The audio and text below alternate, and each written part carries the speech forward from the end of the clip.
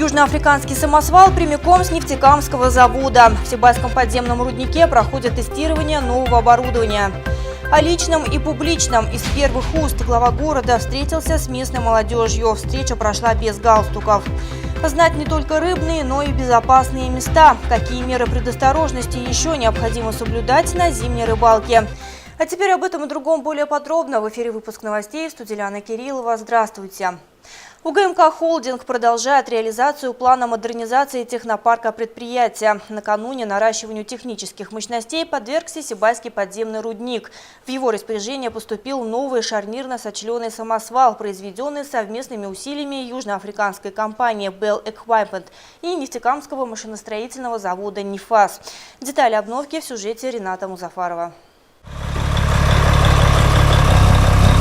Основы технического парка Сибайского подземного рудника – оборудование зарубежного производства. Отличие новой машины, поступившей в пользование горнодобывающего предприятия, состоит в том, что сборкой этого самосвала занимались отечественные специалисты.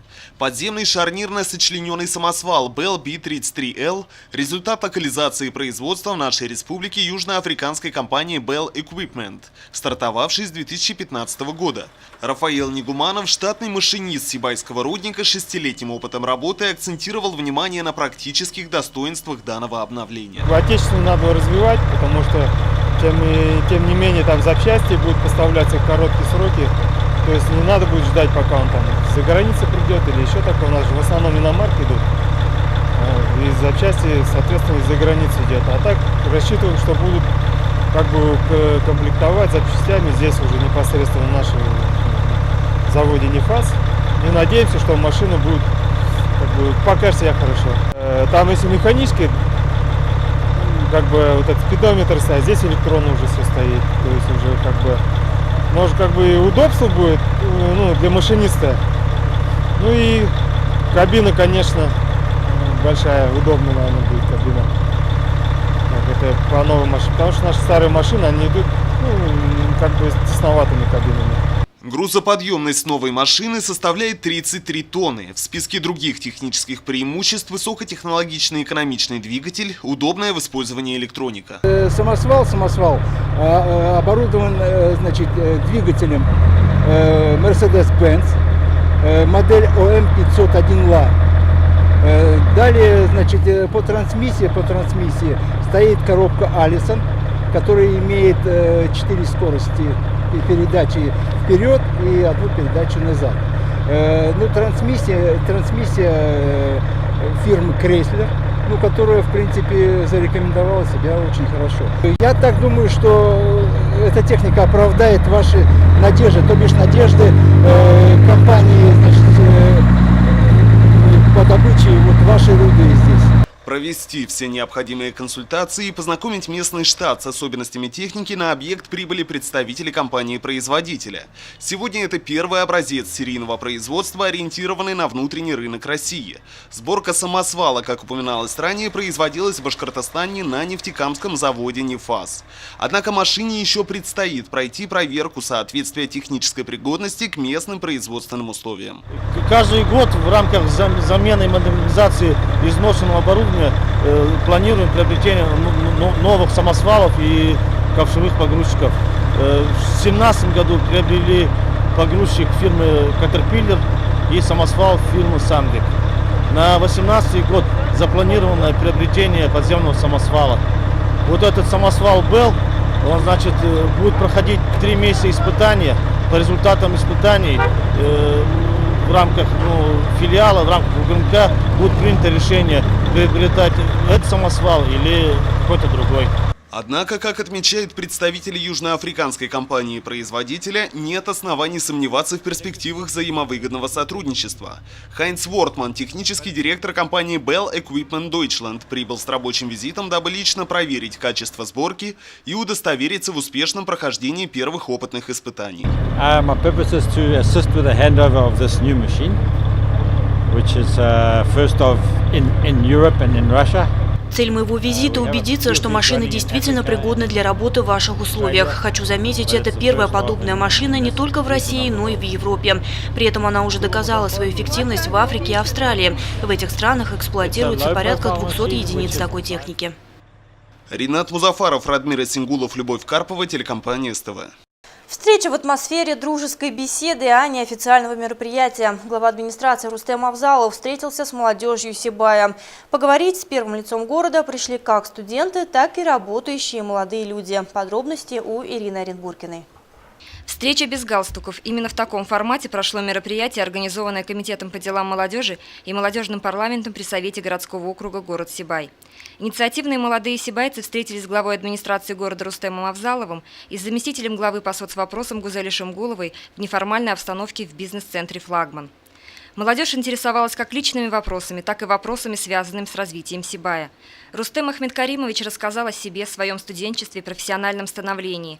Многие с удивлением обнаружили, что свой трудовой путь он начинал как учитель информатики. Из первых уст присутствующие узнали о перспективах развития и благоустройства города и о том, какие работы ведутся сегодня, чтобы он стал еще лучше и современнее.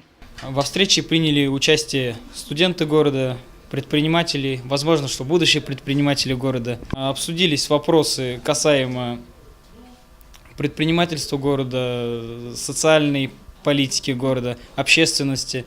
Ну и также были, конечно, заданы личные вопросы нашему главе. Кроме того, в рамках мероприятия Рустем Ахмедкаримович посетил Центр изучения иностранных языков «Санрайз», где встретился с руководителем и студентами.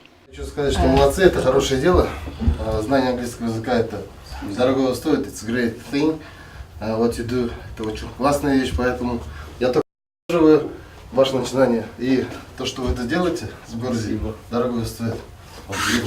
И очень дорого для нас вы приходите у нас. Ирина Оренбургина, Алик Кадыров, Любовь Карпова, телекомпания СТВ.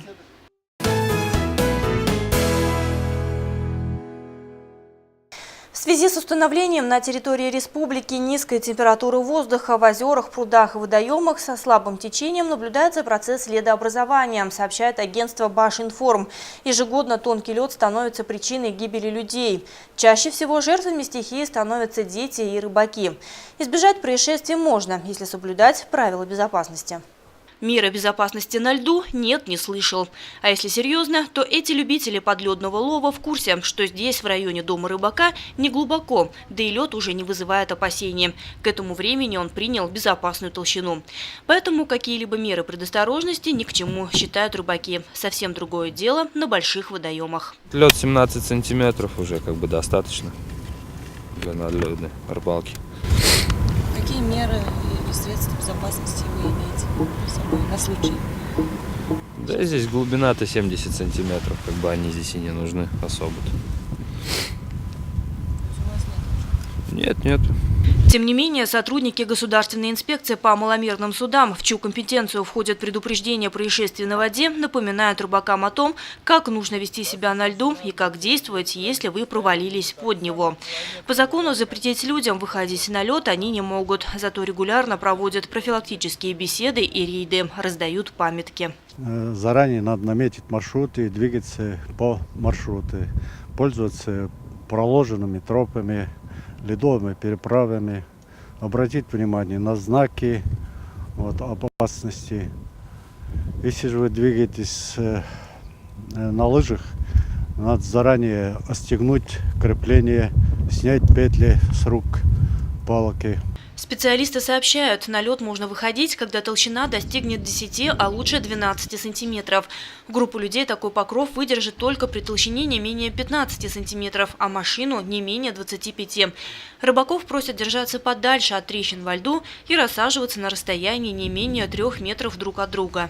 Рыбакам необходимо иметь обязательно веревку с собой, более где-то 3-5 метров. В одном конце большой петлей и в другом поменьше. Чтобы можно было кинуть эту веревку утопающему. И с собой необходимо иметь самоспасалки. В магазине можно купить. Или же с собой просто взять острый гвоздь. Или же просто отвертку, такой, чтобы можно было зацепиться за лед. Спасатели говорят, проверить прочность льда можно по цвету. Если лед голубого оттенка, он достаточно прочный. Если белого или желтоватого, стоит быть более осторожным. Лена Кириллова, Айгуль Хамитова, Ниас Мирхайдаров, Любовь Карпова, телекомпания СТВ.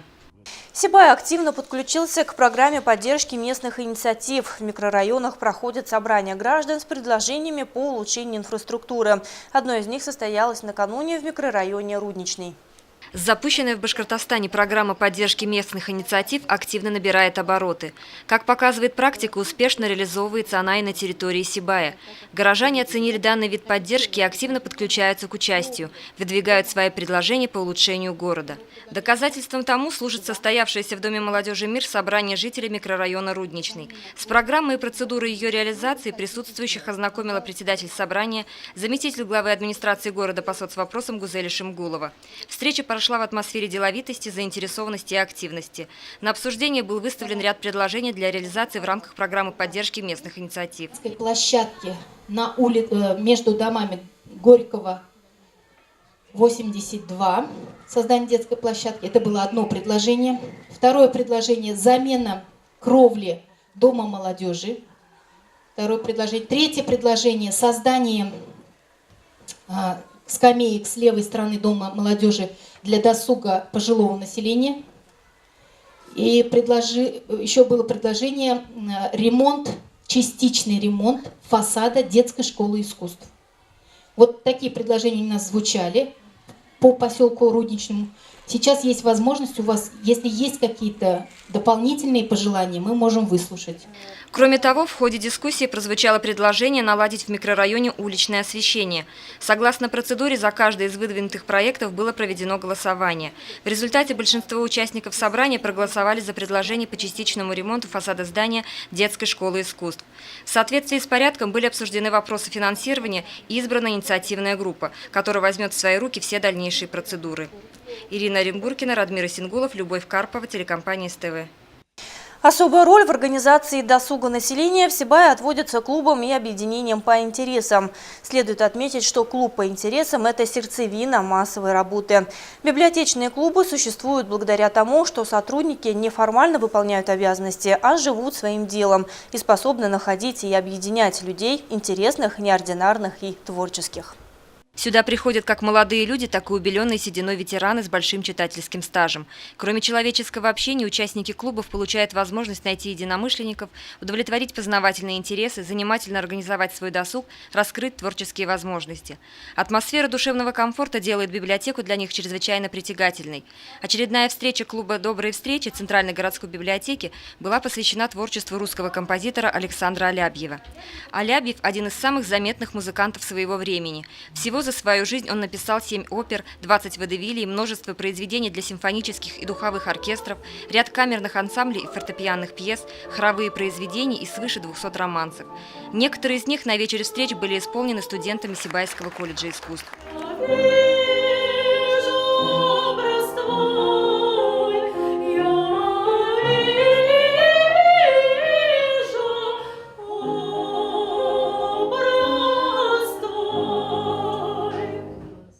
Собравшиеся вели поэтический диалог, делясь с коллегами по перу своими чувствами, переживаниями, надеждами. Каждая такая встреча проводится с целью объединения творческих людей, их необходимостью высказаться, поделиться творческими успехами. Кстати, достижения одной из участниц клуба «Добрые встречи» Анны Ивановны Мироненко были представлены на выставке, организованной в холле библиотеки. Раньше я и вязала, и вышивала, это когда-то в молодости было. А 2,5 года у меня открылся такая потребность творить, тем более сейчас интернет, столько идей, столько фантазии там, столько мастерства. И начала пробовать. Сначала вышивка крестом. У меня до этого была выставка, здесь же тоже была, и там в Центре молодежи была выставка. Где-то 25 картин вышивка крестом была у меня. Потом захватилась бисером, деревья, вышивка бисером, затем алмазная вышивка, тоже, и лентами вышивка. И, в общем, все, у меня столько идей, еще на 2 года хватит. Клуб «Добрые встречи» существует всего 3 года, но он уже популярен среди любителей творчества и разговоров о высоком. Литературно-музыкальный час, который прошел с аншлагом, яркое тому подтверждение. Ирина Оренбургина, Айгуль Хамитова, Алик Кадыров, Гульгина Раскильдина, телекомпания СТВ. И новости спорта. Поистине горячей оказалась игра первого тура в рамках первенства Министерства образования Республики Башкортостан по мини-футболу среди школьников 11-12 лет.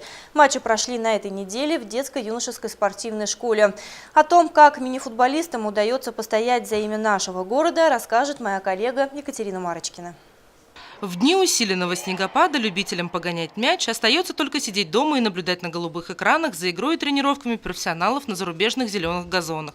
Но не в нашем городе. Зеленые газоны заменяет площадка городской спортивной школы, мяч немного отличается по размерам, в принципе, как и игроки. Да и сам футбол стал размеров мини. Но все эти качества не мешают школьникам ежегодно выступать на зональных соревнованиях в республиканском первенстве Министерства образования.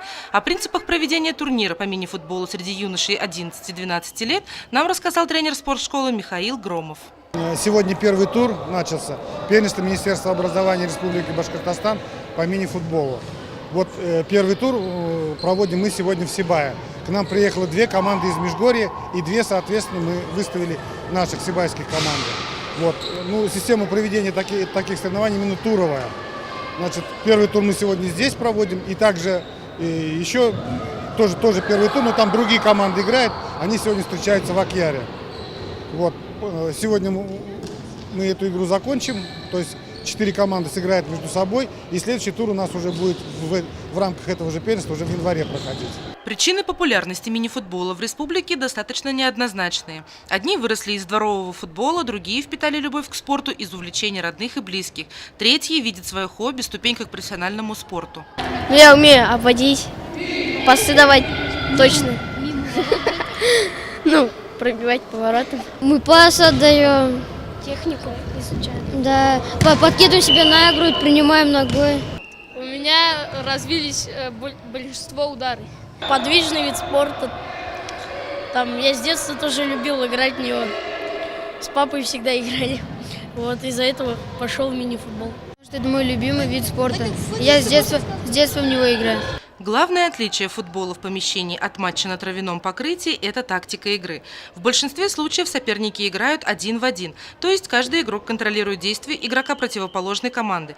Ограниченное количество людей на спортплощадке подразумевает, что любой игрок участвует как в атаке, так и в обороне. Несмотря на юный возраст ребят, в игре прослеживалась отлаженная тактика и работа тренера как воспитателя и старшего наставника. По словам главного судьи зональных соревнований, а по совместительству тренера команды юношей из Межгорья, из своей 25-летней практики он выявил основной критерий успеха в мини-футболе. Футбол – это игровой вид спорта.